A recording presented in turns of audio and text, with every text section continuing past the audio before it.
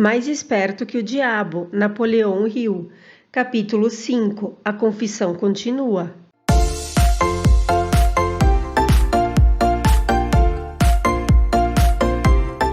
Seja bem-vindo ao canal A Mente Cria Sua Vida.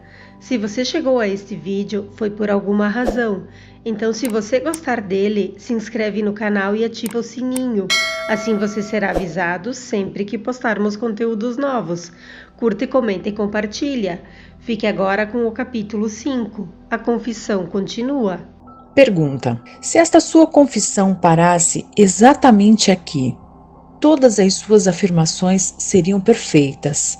Mas, felizmente para milhões de suas vítimas que ganharão a liberdade devido à sua confissão, esta entrevista continuará até que você tenha me fornecido a arma que eventualmente ajudará milhões de pessoas a combaterem a sua dominação através dos seus medos e superstições. Lembre-se, Sua Majestade, a sua confissão recém começou. Depois que eu arrancar de você uma descrição completa de todos os métodos pelos quais você controla as pessoas, eu o forçarei também a dar a fórmula pela qual o seu controle poderá ser quebrado por vontade própria. É a verdade que não estarei aqui tempo suficiente para derrotá-lo, mas as palavras publicadas que deixarei serão imortais porque elas contêm a verdade. Você não teme a oposição de nenhum indivíduo, pois sabe que será por um breve período de tempo, mas teme a verdade. Você tem medo da verdade e nada mais, pois a verdade lentamente, mas de forma definitiva, vai dar aos seres humanos a liberdade de todos os tipos de medo. Sem a arma do medo, você seria inofensivo e completamente incapaz de controlar qualquer ser humano. Isso é verdadeiro ou falso? Resposta: não tenho alternativa senão admitir que o que você disse é verdade. Pergunta: agora que nos entendemos, vamos em frente com a sua confissão. Mas antes de nós continuarmos, aproveitarei o tempo para tirar uma dúvida muito pessoal minha. Eu lhe farei apenas uma pergunta e a resposta me trará toda a satisfação que eu quero. Não é verdade que você controla somente as mentes daqueles que se permitiram cair no hábito da alienação? Resposta: sim, é verdade. Eu já admiti essa verdade uma dúzia ou mais de vezes. Por que você me perturba tanto repetindo essa mesma questão? Pergunta: há poder na repetição. Eu estou forçando você a repetir os pontos principais da sua confissão de muitos modos diferentes e tantos quantos possíveis, de tal forma que as suas vítimas possam ler esta entrevista e determinar a sua profundidade pelas suas próprias experiências com você. Esse é um dos meus pequenos truques. Você aprova o meu método? Resposta: você não poderia estar preparando uma armadilha para mim com o objetivo de conseguir algo mais poderoso. Ou poderia? Pergunta: estou fazendo as perguntas e você está respondendo. Vá em frente agora e confesse porque você não tem poderes suficientes para me parar de fazê-lo confessar. Quero a sua confissão para ajudar e confortar todas as suas vítimas, as quais eu intenciono libertar do seu controle no exato momento em que elas lerem a sua confissão. Resposta: estou sem poderes para influenciar ou controlar você, simplesmente porque você encontrou o principal segredo para o meu reino. Você sabe que existo somente nas mentes das pessoas que possuem medos. Você sabe que controlo somente os alienados, que se negam a usar as suas próprias mentes. Você sabe que o meu inferno é aqui mesmo na Terra e não no mundo que vem após a morte. E você também sabe que os alienados fornecem todo o fogo que eu uso no meu inferno. Você sabe que sou um princípio ou forma de energia que expressa o lado negativo da matéria ou da energia e que não sou uma pessoa com um garfo e um rabo pontudo. Você tornou-se o meu mestre porque superou todos os seus medos. Por último, você sabe que pode liberar todas as vítimas humanas que contatar e esse conhecimento definido é que fará o maior estrago na minha estratégia de dominação. Não consigo controlá-lo porque você descobriu a sua própria mente e assumiu o controle dela. Até aí, senhor humano, essa confissão deverá alimentar a sua vaidade até um ponto crítico. Pergunta: este último dardo foi desnecessário. O tipo de conhecimento que utilizei para superar você não se autocontamina com a indulgência vulgar da vaidade. A verdade, sim, esta é a única coisa no mundo que consegue manter-se acima de qualquer coisa. Agora vamos continuar com a sua confissão. O que é de errado com o princípio da bajulação? Você o usa ou não? Resposta: se eu uso, obviamente. A bajulação é uma das minhas armas mais úteis. Com este instrumento mortal eu fisgo os peixes grandes e os pequenos. Pergunta: a sua admissão me interessa. Vá em frente agora e me conte como você faz uso da bajulação. Resposta: eu faço uso dela de tantas formas que é difícil saber por onde começar. Estou avisando, antes de eu responder em detalhes, que, se você publicar as minhas respostas, você trará para si mesmo uma avalanche de ridicularidades na sua própria cabeça. Pergunta: eu assumirei a responsabilidade. Prossiga. Resposta: devo admitir aqui que você encontrou o maior segredo de como converto as pessoas para o hábito da alienação. Pergunta: essa é uma admissão considerável. Vá em frente com a sua confissão e não desvie do assunto da bajulação.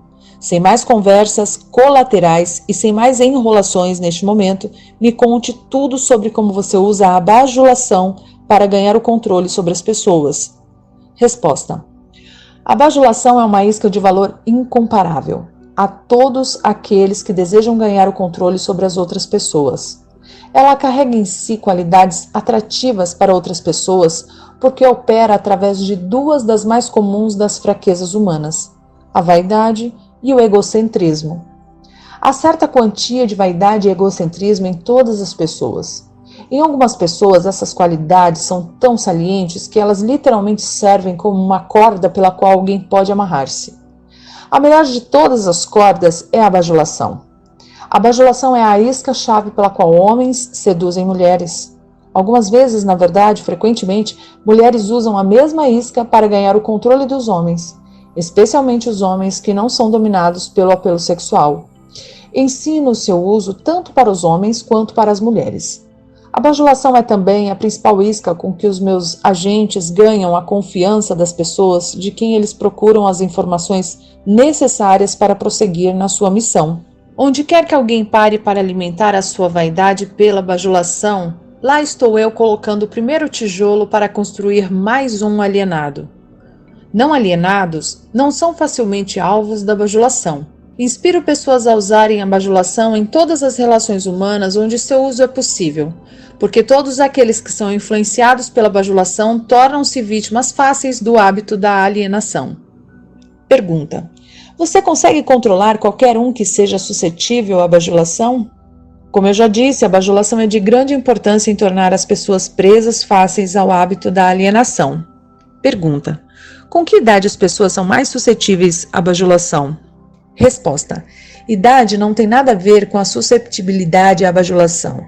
As pessoas respondem a ela de uma forma ou outra a partir do momento em que elas se tornam conscientes de sua própria existência até a sua morte. Pergunta: através de que forma as mulheres podem ser facilmente bajuladas? Resposta: através da sua vaidade. Diga a uma mulher que ela está bonita ou que ela se arruma fantasticamente bem. Pergunta: qual a forma mais efetiva em fisgar os homens? Resposta: egocentrismo, com E maiúsculo. Diga a um homem que ele tem um corpo forte como Hércules, ou que ele é um grande homem de negócios, e ele perderá totalmente a faculdade da razão e ficará dominado por um sentimento egocêntrico. Depois disso, você sabe o que acontece. Pergunta: todos os homens são assim? Resposta: não. 2 a cada 100 homens possuem o seu ego tão sob controle que mesmo um bajulador profissional não conseguiria perfurar a sua pele mesmo com uma faca de açougueiro. Pergunta: como uma mulher esperta consegue aplicar a arte da bajulação no momento de atrair os homens? Resposta: pelo amor de Deus, homem. Tenho que desenhar o método dela para você? Você não possui imaginação? Pergunta: ah, sim, tenho imaginação suficiente, Sua Majestade, mas estou pensando naqueles pobres homens do mundo que precisam entender a técnica exata com que eles podem ser bajulados para caírem no hábito da alienação. Vá em frente, conte-nos como uma mulher pode fisgar homens ricos e espertos. Resposta: este é um truque diabólico das mulheres, mas, considerando que você está pedindo a informação neste momento, não tenho escolha senão revelá-lo. As mulheres influenciam os homens através de uma técnica que consiste basicamente em, primeiro, na habilidade de forjar um tom de voz suave e quase infantil. Segundo, na habilidade de fechar seus olhos em uma posição semicerrada, hipnotizando os homens. Pergunta: isso é tudo o que há no mundo da bajulação? Resposta: não. Essa é apenas a técnica. Aí vem a razão pela qual uma mulher usa essa técnica como uma isca. O tipo de mulher que você talvez tenha em mente nunca se vende a um homem e muito menos lhe dá algo em troca. Em vez disso, ela vende a ele o seu próprio egocentrismo. Pergunta: isso é tudo o que as mulheres usam quando elas desejam bajular os homens? Resposta: essa é a coisa mais eficaz que elas podem usar. Isso funciona muito bem quando o apelo sexual fica em segundo plano. Pergunta: isso me leva a acreditar então que homens grandes, fortes e espertos podem acabar sendo manipulados pelo uso da bajulação, da mesma maneira como se fossem criaturas vulneráveis. Isso é possível? Resposta: se é possível, isso está acontecendo exatamente agora, neste minuto. Além disso, ao menos que eles sejam não alienados, quanto mais sedentos eles vêm, tanto mais forte a sua queda quando uma bajuladora profissional usa sua tática com eles. Pergunta: conte mais alguns dos seus truques com os quais você faz com que as pessoas se alienem na vida. Resposta: um dos meus mais efetivos instrumentos é o fracasso. A maioria das pessoas começa a se alienar tão logo elas encontram a adversidade e raramente uma a cada 10.000 permanecerá tentando após fracassar 2 ou 3 vezes. Pergunta: então é o seu negócio induzir as pessoas a fracassarem sempre que você pode? Isso está correto? Resposta: sim, isso está correto. O fracasso acaba com o moral, destrói a autoconfiança, liquida com entusiasmo, enfraquece a imaginação e afasta qualquer tipo de propósito definido. Sem essas qualidades, ninguém consegue permanentemente manter o sucesso em qualquer empreitada. O mundo produziu milhares de inventores com habilidades superiores àquelas de Thomas Edison, mas desses homens ninguém nunca ouviu falar, enquanto o nome de Edison se eternizará. Isso porque Edison converteu o fracasso em um trampolim para alcançar grandes resultados, enquanto os outros utilizaram o fracasso como um álibi para não produzir resultados. Pergunta: a capacidade para superar o fracasso sem desencorajar-se, por acaso é um dos grandes ativos de Henry Ford? Resposta: sim. E essa mesma qualidade é o verdadeiro ativo de todos os homens que alcançam sucessos fabulosos em quaisquer aspectos de suas vidas. Pergunta: essa afirmação é muito generalista, Sua Majestade. Você não desejaria modificá-la ou reduzi-la um pouco para ter mais precisão? Resposta: nenhuma modificação é necessária, porque essa afirmação não é tão vasta. Pesquise com precisão as vidas de homens e mulheres que alcançam sucessos duradouros, e você achará sem exceção que o sucesso deles ocorreu numa exata proporção da extensão do fracasso que eles conseguiram superar. A vida de cada pessoa bem-sucedida clama por uma das maiores verdades que a maior parte dos filósofos já sabia. Cada fracasso traz junto de si a semente de um sucesso equivalente. Mas a semente não germinará e crescerá sob a influência de um alienado. Ela se abre para a vida somente quando está nas mãos de alguém que reconhece que a maior parte dos fracassos são somente derrotas temporárias e que nunca, sob nenhuma hipótese, aceita a derrota como uma desculpa para alienar-se. Pergunta: se estou entendendo corretamente, você está afirmando que existe virtude no fracasso. Isso não me parece razoável, porque você tenta induzir as pessoas a fracassarem. Se há virtude no fracasso... Resposta: não há inconsistência nas minhas afirmações. O que parece ser inconsistente, na verdade, é a sua falta de entendimento. O fracasso é uma virtude somente quando ele não leva uma pessoa a desistir de tentar e começar a alienar-se. Induzo tantas pessoas quantas eu posso a fracassarem e tantas vezes quantas posso, pela simples razão de que raramente 1 em cada 10.000 permanecerá tentando após cair 2 ou 3 vezes. Não estou preocupado com os poucos que convertem os fracassos em alavancas para o sucesso, porque, de qualquer forma, eles pertencem à minha oposição. Eles são não alienados e, por isso, estão fora do meu alcance. Pergunta: a sua explicação clareia o assunto. Agora vá em frente e me conte alguns de seus outros truques, através dos quais você induz as pessoas a se alienarem. Resposta: Outro dos meus mais efetivos truques é conhecido para você como propaganda. Esse é o instrumento de maior valor para mim ao fazer com que pessoas matem umas às outras sob o disfarce da guerra. A esperteza desse truque consiste basicamente pela sutileza com a qual eu o uso. Misturo propaganda com notícias do mundo. Ensino isso em escolas públicas ou privadas. Vejo que a propaganda sempre acha o seu caminho no púlpito.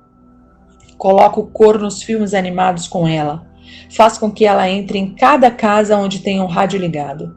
Faz com que ela esteja nos quadros negros, jornais e propagandas de rádio.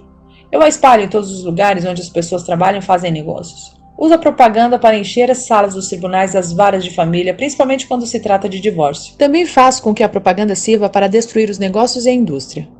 Na verdade, a propaganda é o meu principal instrumento para iniciar as corridas aos bancos. Meus propagandistas cobrem o mundo de forma tão eficaz e tão completa que consigo iniciar epidemias de doenças, incitar os líderes para a guerra ou fazer com que os negócios entrem em pânico sem ninguém saber por que nem onde começou.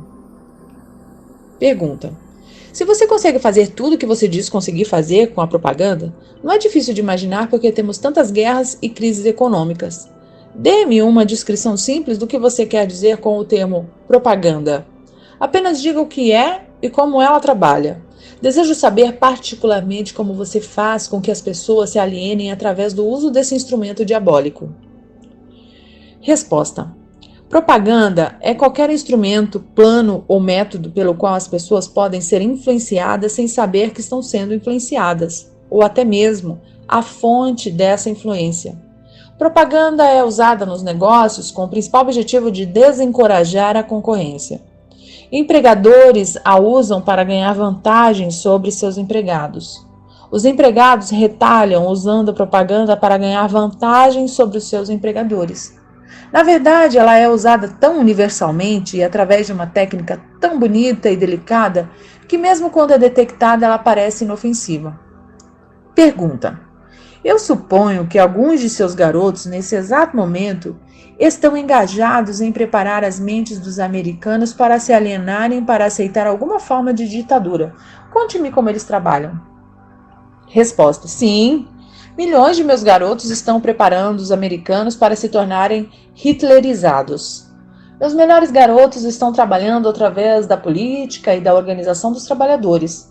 Nós temos a intenção de assumir o país por meio de eleições, em vez de armas. Os americanos são tão sensíveis que eles jamais aceitariam o choque de ver a sua forma de governo modificada com a ajuda de armas ou tanques de guerra. Então, os nossos garotos da propaganda estão servindo a eles uma dieta que eles engolirão, preparando uma luta entre empregadores e empregados e fazendo com que o governo se volte contra a indústria e o comércio. Quando a propaganda tiver feito seu trabalho por completo, um dos meus garotos servirá como um ditador, e os 9 velhos da sua Suprema Corte, com suas tolas noções da Constituição, partirão. Todos terão emprego ou serão alimentados a partir dos cofres do governo. Quando as barrigas dos homens estão cheias, eles alienam-se livremente com aqueles que lhes dão o que comer. Homens famintos saem do controle. Pergunta: me pergunto quem inventou o sábio truque que você chama de propaganda. Baseado no que você me contou sobre a sua fonte e a natureza da propaganda, entendo por que ela é tão letal. Somente alguém tão esperto quanto Sua Majestade poderia ter inventado tal instrumento que ferisse a razão, destronasse a vontade própria e seduzisse homens para o hábito da alienação. Por que você não usa o poder da propaganda para ganhar controle das suas vítimas em vez de subjugá-las através do medo e aniquilá-las através da guerra? Resposta: o que é o medo do diabo se não pela propaganda? Você não observou a minha técnica cuidadosamente ou teria visto que sou o maior propagandista do mundo? Nunca alcanço um fim por meios diretos. Se porventura posso alcançar esse mesmo fim através de modos sutis e evasivos. O que você supõe que eu esteja usando quando planto ideias negativas nas mentes dos homens e ganho o controle sobre eles através do que eles acreditam serem suas próprias ideias? Como você chamaria isso a não ser a mais sábia de todas as formas de propaganda? Pergunta: por certo você não vai me contar que destrói as pessoas com sua própria ajuda sem elas notarem o que você está fazendo? Resposta: isso é exatamente o que desejo que você entenda. Além disso, mostrarei a você exatamente como esse truque é realizado. Pergunta: Agora nós estamos chegando a algum lugar. Como exatamente você converte seres humanos em propagandistas e os seduz a se auto-aprisionarem? Conte-me essa história com todos os detalhes sórdidos. Essa é a parte mais importante da sua confissão e estou muito ansioso em ganhar o controle do seu segredo. Ao mesmo tempo, não posso culpá-lo por tentar me enrolar nessa resposta, porque ambos sabemos que ela fará com que milhões de vítimas inocentes do seu controle passem a pensar e, consequentemente, fiquem fora do seu alcance. Você sabe que a sua resposta protegerá outros incontáveis milhões de seres humanos que ainda não nasceram. Resposta: as suas deduções estão corretas. Essa parte da minha confissão me fará mais estrago do que todo o resto que eu farei. Pergunta: para entender o seu problema de uma maneira melhor, podemos dizer que essa parte da sua confissão salvará milhões de pessoas do seu controle. Resposta: tudo o que eu posso dizer é que você me colocou numa situação infernal. Pergunta: agora você deve saber como milhões de suas vítimas se sentem. Vamos em frente. Resposta: faço a minha primeira entrada na mente de um indivíduo subornando-o. Pergunta: o que você usa como um suborno? Resposta: uso muitas coisas, todas elas coisas prazerosas que os indivíduos cobiçam. Uso o mesmo tipo de propinas que indivíduos usam quando subornam uns aos outros. Isto é, eu uso como suborno as coisas que a maioria das pessoas quer. Minhas melhores propinas são amor, sexo, ganância pelo dinheiro, desejo obsessivo em ganhar alguma coisa por nada, jogos de azar, por exemplo, vaidade nas mulheres e o egocentrismo nos homens, desejo de ser mestres dos outros, desejo por tóxicos e narcóticos, desejos pela autoexpressão através de palavras e atos, desejo de imitar outros, desejo pela perpetuação da vida após a morte, desejo de ser um herói ou uma heroína, desejo por alimento físico. Pergunta: essa é uma lista muito interessante de suborno, Sua Majestade. Você usa outros? Resposta: sim, muitos outros, mas esses são meus favoritos. Através da combinação de alguns deles, consigo entrar na mente de qualquer ser humano, independentemente da idade, e consigo permanecer em possessão da sua mente até a sua morte. Pergunta: isso significa que esses subornos são as chaves pelas quais você consegue silenciosamente destrancar a porta de entrada de qualquer mente que você escolher? Resposta: é exatamente isso que eu quero dizer, e é exatamente isso que eu posso fazer. Pergunta: o que acontece quando você entra na mente de uma pessoa que ainda não está no hábito da alienação, mas pertence à classe dos 98% dos seres humanos que são alienados em potencial? Resposta: trabalho imediatamente para ocupar o máximo que eu conseguir da mente dessa pessoa. Se a maior fraqueza desse indivíduo é o desejo por dinheiro, começo a jogar moedas na frente dele, claro, falando em sentido figurado. Intensifico o seu desejo e o induzo a perseguir o dinheiro com todas as suas forças. Então, quando ele chega perto do momento de abocanhar o dinheiro, eu simplesmente tiro-o da sua frente, e esse é um velho truque meu. Depois desse truque ter sido repetido algumas vezes, o pobre infeliz desiste e se entrega. Então eu tomo conta de um pouco mais de espaço da sua mente e acabo por preenchê-lo com o medo da pobreza. Esse é um dos melhores preenchedores de mente que eu tenho. Pergunta: sim, admito que o seu método é muito inteligente, mas o que acontece se a vítima por acaso enganar você e conseguir pôr as suas mãos em um monte de dinheiro? Você não consegue preencher a sua mente com medo de pobreza, consegue? Resposta: não consigo. Ocupo o espaço preenchendo sua mente com alguma coisa que sirva ao meu objetivo da mesma maneira. Se a minha vítima conseguir alcançar e for bem-sucedida no seu desejo por dinheiro, muito dinheiro, começo a induzi-la com todas as coisas que ela pode comprar com dinheiro. Por exemplo, faz com que ela consuma alimentos altamente calóricos. Isso reduz a sua capacidade de pensamento. Coloca seu coração em risco e começa um caminho para a alienação. Aí então, além disso, faz com que ela tenha indisposições estomacais, intestinais, devido à grande quantidade de comida que ela está ingerindo, e isso também diminui a sua capacidade de pensamento, sem falar na pouca disposição para a vida. Pergunta: mas e se a vítima não é um glutão? As quais outros vícios pode você induzi-la para levá-lo ao hábito da alienação? Resposta: se a vítima é um homem, posso geralmente fisgá-lo através do apetite por sexo. A autoindulgência em sexo faz mais homens caírem no hábito da alienação e fracassarem do que todas as outras causas combinadas. Pergunta: Quer dizer então que comida e sexo são duas de suas iscas mais certeiras? Isso está certo? Resposta: sim. Com esses dois atrativos posso tomar conta da maioria das minhas vítimas. Junto com essas está o desejo por dinheiro. Pergunta: eu estou começando a pensar que a riqueza é mais perigosa do que a pobreza, se é que se pode acreditar na sua história. Resposta: bem, isso tudo depende de quem tem a riqueza e como ela foi adquirida.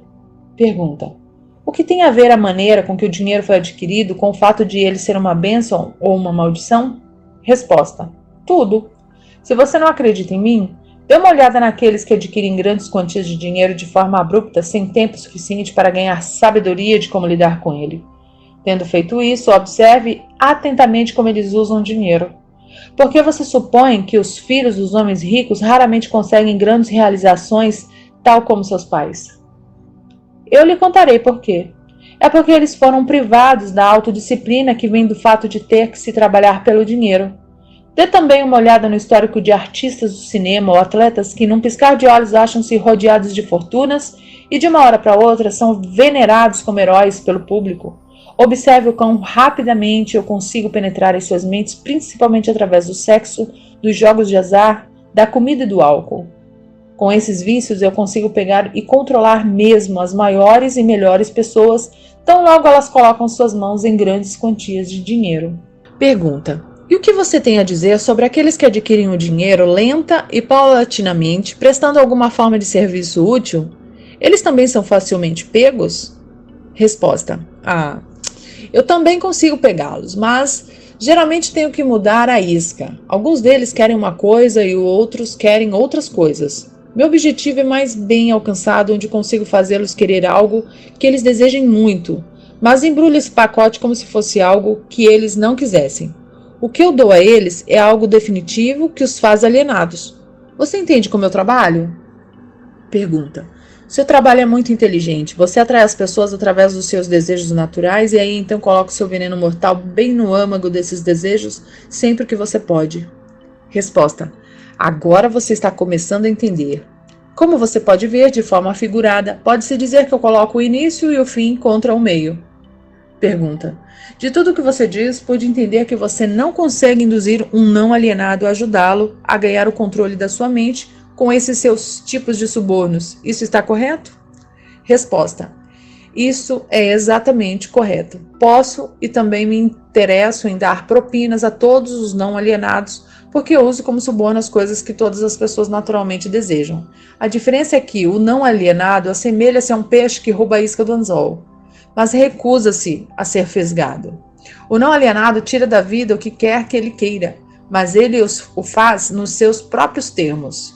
O alienado tira o que quer que ele consiga da vida, mas tudo que ele tira, ele consegue nos meus termos. Por analogia, pode-se dizer de outra forma que o não alienado pega dinheiro emprestado de um banco legítimo, se ele realmente quer, e paga uma taxa de juros decente. O alienado dirige-se a um agiota, empenha o seu relógio e paga uma taxa de juros suicida pelo seu empréstimo.